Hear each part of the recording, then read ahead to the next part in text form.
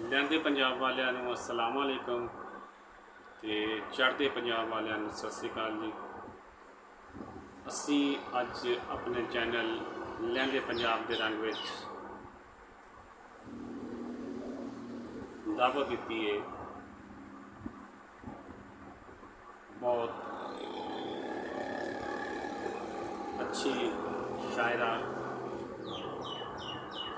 Writer, Likhari मोहतरमा पलकदीप कौर जी नूं, जिन्हां ने अदब के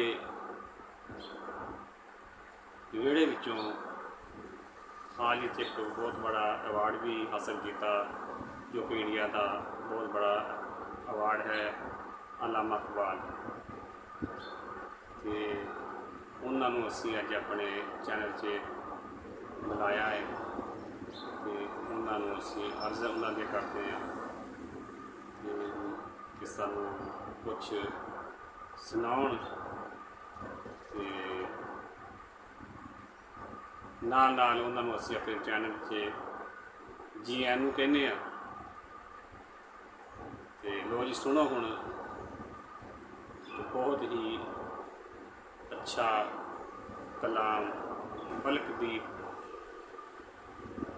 कौर दी संभाली।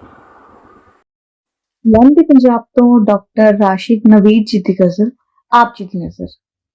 सानू साडे कोलों खो के लै गए, सानू साडे कोलों खो के लै गए, साडे नहीं पर साडा हो के लै गए। सानू साडे कोलों खो के लै गए, साडे नहीं पर साडा हो के लै गए। वैरियां पत्थर मारे असी टुटे ना, वैरियां पत्थर मारे असी टुटे ना, वेखो लोकों ओ फुल चबो के लै गए। पार लावन दा करके वादा ओ, पार लावन दा करके वादा ओ, हंजुआं विच बेड़ी डुबो के लै गए। सानू साडे कोलों खो के लै गए। ओ पंछी सी रुत बहार दा यारो, ओ पंछी सी रुत बहार दा सजनों, ए गल साथों लुको के लै गए। सानू साडे कोलों खो के लै गए।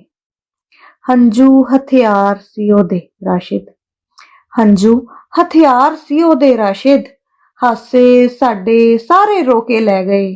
सानू साडे कोलों खो के लै गए, साडे नहीं पर साडा हो के लै गए, साडे नहीं पर साडा हो के लै गए।